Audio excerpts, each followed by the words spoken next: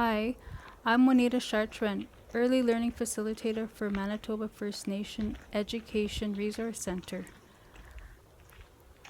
Here I want to talk to you about children going out for nature walks and being outside.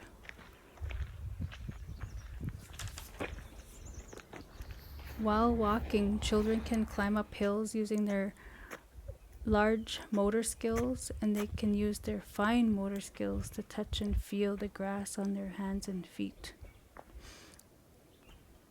Be careful. Children can develop their critical thinking skills as they learn about different types of birds, trees, plants, and what's in the water,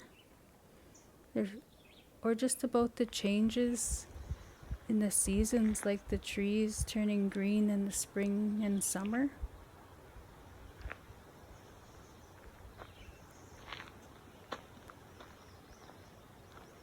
And you can hear the birds singing in the background.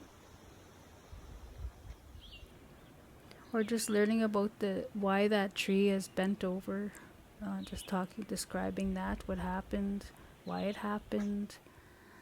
And here's the woodpecker who destroyed this tree, making a lot of holes in the tree. And here's some of their designs that they've created on the tree. And that's another thing you can discuss with children, is how and where woodpeckers live. And just listening in the sounds of nature helps children develop their physical, their cognitive, and spiritual developments. Like here you can hear some frogs chirping and kind of discuss where frogs are, or even pick up frogs if you're not scared.